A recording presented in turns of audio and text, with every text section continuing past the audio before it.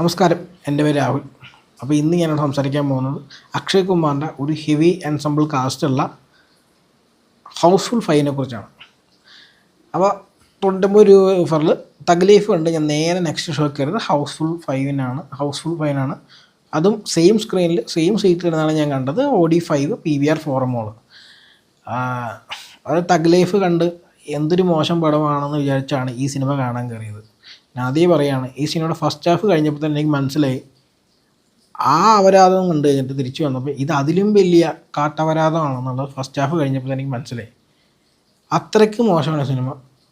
ഒരു ഹാഫ് കഴിഞ്ഞപ്പോൾ തന്നെ മടുത്തെനിക്ക്, സത്യം നല്ല മടുപ്പ് തോന്നിയായിരുന്നു എനിക്ക്. അപ്പോൾ ഇതിനെ വെച്ച് നോക്കുമ്പോൾ തഗ് ലൈഫ് ബെറ്ററായിട്ട് തോന്നി, കാരണം തഗ് ലൈഫിനൊക്കെ മോശമായതുകൊണ്ടാണല്ലോ ഒബിയസ്ലി. അപ്പോൾ ഈ സിനിമയെക്കുറിച്ച് പറയുകയാണെങ്കിൽ ഒരു കാസ്റ്റ് തന്നെ പറഞ്ഞു കഴിഞ്ഞാൽ ചിലപ്പോൾ 5 മിനിറ്റ് എടുക്കുന്നു തോന്നുന്നു, അത്രയധികം ഉണ്ട്. അക്ഷയ് കുമാർ, അഭിഷേക് ബച്ചൻ, സഞ്ജയ് ദത്ത്, നമ്മുടെ ജാക്കി ഷ്രോഫ്, നാനാ പട്ടേക്കർ, ഫർദീൻ ഖാൻ, ഇത് പറഞ്ഞ് ഇങ്ങനെ ലിസ്റ്റ് ഇങ്ങനെ പോവുകയാണ്. അങ്ങനെ ഓരോ നടിമാരും അതുപോലെ തന്നെ കുറേ നടിമാരുണ്ട്. കുറേ നേരത്തെയുള്ള നടിമാർ, അതായത് ജാക്വലിൻ ഫെർണാണ്ടസും നമ്മുടെ എന്താ പറയുക നർഗിസ് ഫക്രി റോക്ക് സ്റ്റാറിലുണ്ടായിരുന്നത്. പിന്നെ വേറെ 2 പുതിയ ആൾക്കാർ, സൗന്ദര്യ ശർമ്മ, പിന്നെ മറ്റേ പുള്ളിക്കാരി പഞ്ചാബി പുള്ളിക്കാരത്തിൻ്റെ പേര് എനിക്ക് ഓർമ്മയില്ല. അങ്ങനെ ഒരു എൻസംബിൾ കാസ്റ്റ് ഉണ്ട്.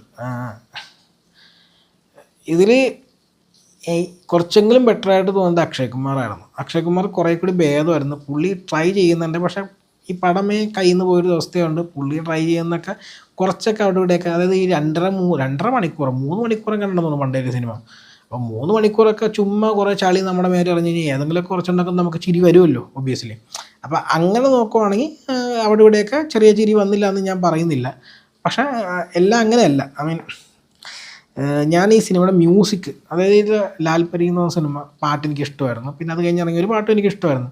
സത്യം പറഞ്ഞാൽ ഞാൻ ഇങ്ങനത്തെ സിനിമകൾ കാണുമ്പോൾ അറ്റ്ലീസ്റ്റ് ഹിന്ദി പടം കാണുമ്പോൾ പാട്ടെങ്കിലും കേൾക്കാമെന്ന് വെച്ചിട്ടുണ്ട്. ഇതിൽ പക്ഷേ എനിക്ക് തിയേറ്ററിൽ കേട്ടപ്പോൾ ആ ലാൽപരി എന്ന് പറഞ്ഞ സോങ് മാത്രം ഇഷ്ടമായിട്ടുള്ളൂ. അത് രസം ഉണ്ടായിരുന്നു കേൾക്കാൻ. തിയേറ്റർ നല്ല അടിപൊളിയായിരുന്നു. സൗണ്ട് മിക്സൊക്കെ അത്യാവശ്യം ഡീസൻ്റ് ആയിരുന്നു. ഭയങ്കര തഗ് ലൈഫ് പോലെ ഭയങ്കരമായിട്ട് സറൗണ്ട് യൂസ് ചെയ്തു എന്നൊന്നും ഞാൻ പറയുന്നില്ല, ബട്ട് രസമുണ്ടായിരുന്നു പടം കാണാൻ, പാട്ട് കേൾക്കാനൊക്കെ. പക്ഷേ ഇതിലെ കോമഡി എനിക്ക് ഒട്ടും മറക്കാനില്ല. എന്ത് കോമഡിയാണത് എനിക്കറിയാൻ പാടില്ല. ഇതിൽ ആരും ചിരിച്ചോ? തിയേറ്ററിൽ ആരും ചിരിച്ചോ? പക്ഷെ ഞാൻ വിചാരിച്ച ഈ പടം കാണാൻ ഞാൻ മാത്രമേ കാണുള്ളൂ കേട്ടോ. പക്ഷെ അങ്ങനെയല്ലായിരുന്നു.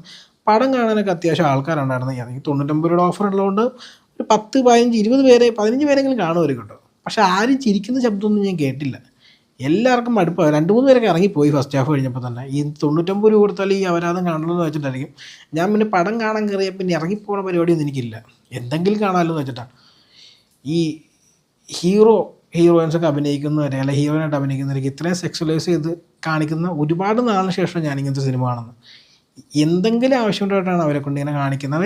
ജസ്റ്റ് ഹീറോയിനുണ്ട്, നല്ല മോഡൽസാണ് അവരെല്ലാം. അപ്പോൾ അവരെ സെക്സ്വലൈസ് ചെയ്ത് കാണിക്കാൻ വേണ്ടി മാത്രമായിട്ടുള്ള എന്തോരം സീനുകൾ സിനിമ ഉണ്ടല്ലോ. വളരെ വളരെ വൾഗറാണ്. അതായത്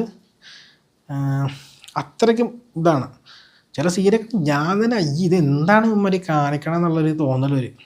ഇതിൽ സൗന്ദര്യ ശർമ്മ എന്ന് പറഞ്ഞ ക്യാരക്ടറിന് പുള്ളിക്കാരത്തിന് വെച്ചിരിക്കുന്നത് തന്നെ ഇതിന് വേണ്ടി മാത്രമാണ്. എനിക്ക് ഇടയ്ക്കൊരു നല്ല ദേഷ്യമൊക്കെ വന്നത് പണം കണ്ടിരിക്കുമ്പോൾ. എന്താണ് എന്തോ ഉദ്ദേശിക്കുന്നത്? ഇത്രയും എന്തെങ്കിലും കാശ് മുടക്കുന്നുണ്ട്. ഈ കാശിന് വേണ്ടി മാത്രം തന്നെ എത്രയോ കോടി കാശ് പോയിട്ടുണ്ടാവും. എന്തെങ്കിലും പുറത്തായിട്ട് എന്തെങ്കിലും ഉണ്ടായിരുന്നെങ്കിൽ ഞാൻ ആലോചിച്ച്. അത് 2 മണിക്കൂർ 45 മിനിറ്റ് വെറുത്തുപോയി. പിന്നെ ഒബ്വിയസ്ലി എനിക്ക് അറിയാമായിരുന്നു മോശം സിനിമയാണെന്ന്, ഇല്ലാന്ന് ഞാൻ പറയുന്നില്ല. അറിഞ്ഞുകൊണ്ടൊക്കെ തന്നെ അത് വെച്ചത്. പക്ഷേ നമ്മൾ അത്രയും, അതായത് ഓൾറെഡി മോശം സിനിമ എന്നറിയാം. തഗ് ലൈഫ് കൊണ്ട് നമ്മൾ കംപ്ലീറ്റ്ലി ഡൗൺ ആണ്. അപ്പോൾ എന്തെങ്കിലും കുറച്ച് പോസിറ്റീവ്സ് ഉണ്ടായിരുന്ന ഞാൻ കുറച്ചും കൂടി എൻജോയ് ചെയ്തതിന് സത്യം പറഞ്ഞാൽ. കാരണം നമ്മൾ അത്രയും ലോ ലെവലിൽ നിൽക്കുമ്പോൾ കുറച്ച് ലോ ലെവലിൽ മേലൊരു സാധനം കാണുമ്പോൾ നമുക്കൊരു സന്തോഷം കിട്ടൂലേ, അതുപോലും തരാൻ ഈ സിനിമയ്ക്ക് പറ്റിയില്ല. അത്രയ്ക്ക് അപരാധം. പിന്നെ ഞാൻ കണ്ടത് ഈ സിനിമയ്ക്ക് 2 വേർഷൻ ഉണ്ടായിരുന്നു. നമ്മുടെ ഹൗസ്ഫുൾ 5A, ഹൗസ്ഫുൾ 5B. നമ്മൾ പണ്ട് ഹരികൃഷ്ണൻസ് പോലെയൊക്കെ ക്ലൈമാക്സിൽ ഇങ്ങനെ ചെറിയ മാറ്റം വരുത്തും. ഇതിലൊരു സീനല്ല എന്ന് തോന്നുന്നു, ഒരു 10 മിനിറ്റ് ഒരു ചേഞ്ച് വരുത്തിയിട്ടുണ്ട്. കാരണം സിനിമ ഒരു സസ്പെൻസ് ത്രില്ലർ കോമഡി സിനിമയാണല്ലോ.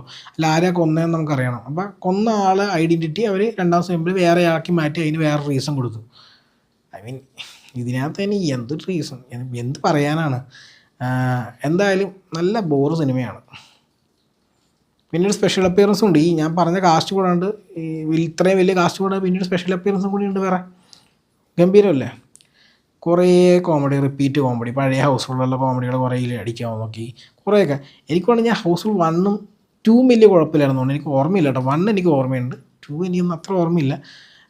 പക്ഷേ ബാക്കിയുള്ളതൊക്കെ അതിന് മുമ്പ് ഇറങ്ങിയ ബാക്കിയൊക്കെ അത്ര ഗംഭീരമൊന്നുമില്ല. ഐ മീൻ ഇത്രയും മോശമല്ലായിരുന്നു. പക്ഷേ അതൊന്നും എനിക്ക് ഓർമ്മയുണ്ട്, അതെനിക്ക് ഉറപ്പാണ്. ഇത് ഭയങ്കര ബോറായിരുന്നു. സിനിമ ഞാൻ ഇറങ്ങി ഓടി, സത്യം പറഞ്ഞാൽ വേഗം ഞാൻ തിരിച്ച് വീട്ടിലേക്ക് വന്നു കുറച്ച് റെസ്റ്റ് എടുക്കാൻ വേണ്ടി. കാരണം എനിക്ക് വേറൊരു സിനിമ കൂടി കാണാനുണ്ടായിരുന്നു. അതൊരു മലയാള സിനിമയാണ്, മൂൺ വാക്കേഴ്സ്. അതിനെക്കുറിച്ച് ഞാൻ വേറെ വീഡിയോ സംസാരിക്കാം. നിങ്ങൾ ഹൗസ്ഫുൾ 5Bയോ ഏതാ കണ്ടത്? നിങ്ങൾക്ക് ഈ സിനിമയെക്കുറിച്ച് എന്തായിരുന്നു അഭിപ്രായം? എന്തായാലും നിങ്ങളുടെ താഴത്ത് കമൻറ്റ് ബോക്സിൽ പറയുക.